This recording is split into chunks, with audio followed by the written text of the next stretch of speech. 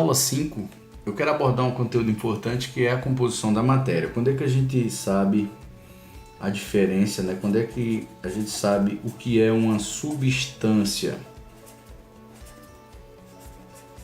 pura e qual é a diferença para uma mistura? Então, uma coisa que o aluno erra muito é o que é uma substância pura, o que seria uma mistura. Eu vou abordar aqui de uma maneira bem prática e direta. Então, substância é a união de átomos iguais ou diferentes. Vou colocar aqui uma abordagem bem tranquilazinha, onde eu vou fazer o seguinte, ó, eu vou colocar aqui um sistema.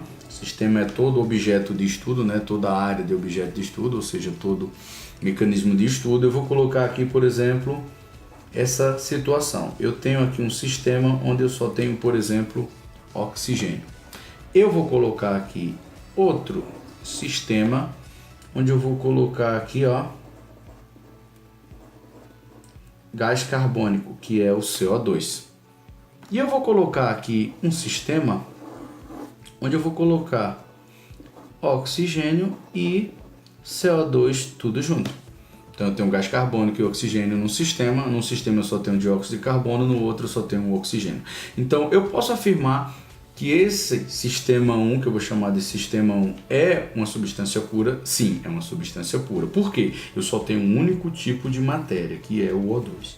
No sistema 2, eu só tenho também um único tipo de matéria, que é o dióxido de carbono.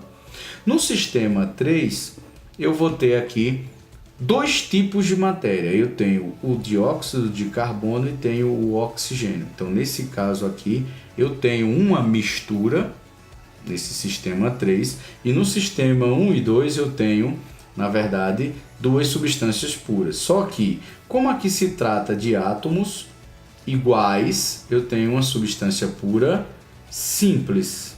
A substância pura, ela é simples. Quando eu tenho átomos diferentes, ou seja, carbono e oxigênio formando uma substância pura, mas os átomos são diferentes, eu tenho uma substância pura composta.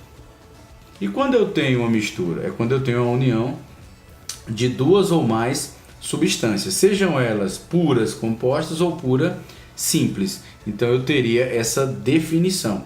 Então, recapitulando aqui, eu posso ter uma substância, ela pode ser pura, de dois tipos, pura simples, e ela pode ser aí, na verdade, pura composta. Aí você diz, qual seria a diferença da pura simples para a pura composta? Na simples, eu vou ter aqui, ó, átomos iguais ou isolados. Aí você diz assim, como, professor, átomos iguais ou isolados? Por exemplo, H2, N2, O2. Eu posso ter um átomo, por exemplo, como o ferro sozinho, como o carbono, como o nitrogênio? Posso. Se tiver isolado, se trataria de uma substância pura simples. Mas eu posso ter uma substância composta? Posso. Nesse caso aqui, os átomos que formam a substância são diferentes. Então eu vou ter átomos diferentes. Como é que eu vou exemplificar isso?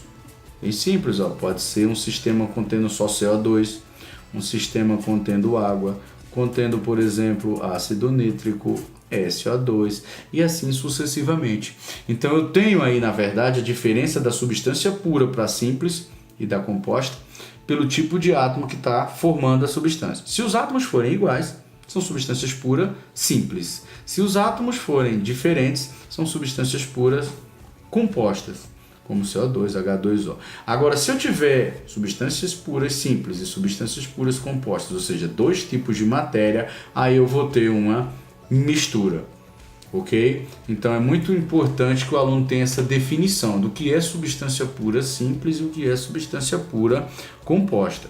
Em cima disso, ele não vai ter problema na hora de resolver problemas que envolvem sistemas.